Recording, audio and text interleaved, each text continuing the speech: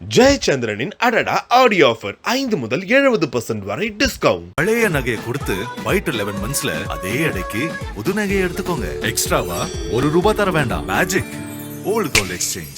GT Holidays, South India's #1 travel brand. You know you are special when you're with GT Holidays.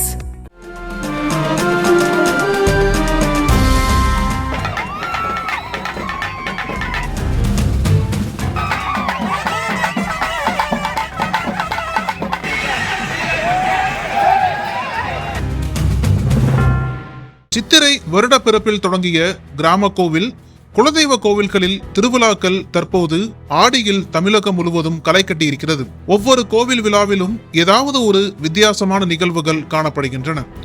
அப்படி ஒரு கோவில் மாங்காடு கிராமத்தில் உள்ளது. ஐயனார் கோவில் என்றால் குதிரை சிலைகளும் கம்பீரமான ஐயனார் சிலையும் காட்சியளிக்கும். ஆனால் இங்கே ஐயனாருக்கு சிலை இல்லை. என்ன உருவம் உள்ளது என்பதே பக்தர்களுக்கு தெரிவதில்லை. புதுக்கோட்டை மாவட்டத்தில் கீரமங்கலம் அருகிலுள்ள மாங்காடு கிராமத்தில் பல நூறு ஆண்டுகளாக வனப்பகுதியில் குடிக்கொண்டுள்ள ஐயனார் கோவிலில் சில ஆண்டுகளுக்கு முன்பு குடமுழுக்கு நடத்தப்பட்டது. அந்த கோவிலில் மூலவராக இருக்க வேண்டிய ஐயனாரை இதுவரை யாரும் கண்டதில்லை. திருப்பணி செய்து குடமுழுக்கு செய்த போது கூட கருவறை முழுமையாக மறைக்கப்பட்டிருந்ததில் ஐயனாரை பக்தர்கள் பார்த்ததில்லை. பார்க்கும் முயற்சியும் இல்லை. தரைமட்டத்தை விட கீழே பாதாளத்தில் உள்ள போட்டு கொட்டகையில் பூசாரி ஒருவர் மட்டுமே உள்ளே சென்று வரும் வழியோடு அமைக்கப்பட்டு அதனுள் பூசாரி தவழ்ந்து நுழைந்து சென்று பூஜை செய்கிறார். அவரை தவிர வேறு யாரும் சாமியை பார்த்ததில்லை. உள்ளே என்ன உருவம் உள்ளது என்பதும் யாருக்கும் தெரியவில்லை.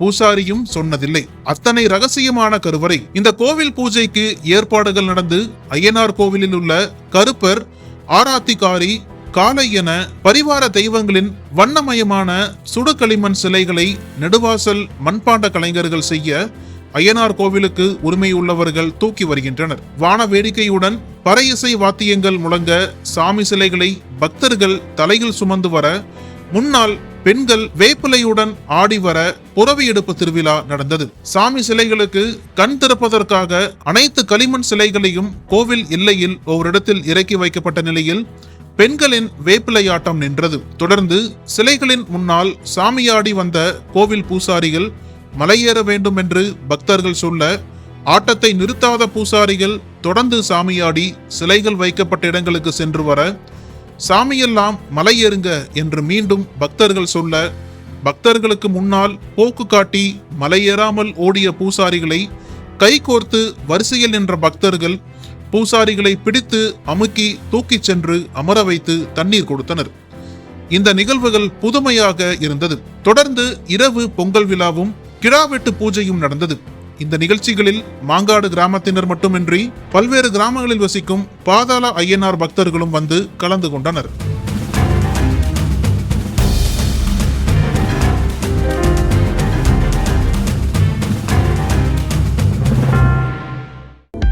அனல் பறக்கும் செய்திகளை அப்டேட் செய்து கொள்ள நக்கீரன் களத்தை இப்பவே சப்ஸ்கிரைப் பண்ணுங்க.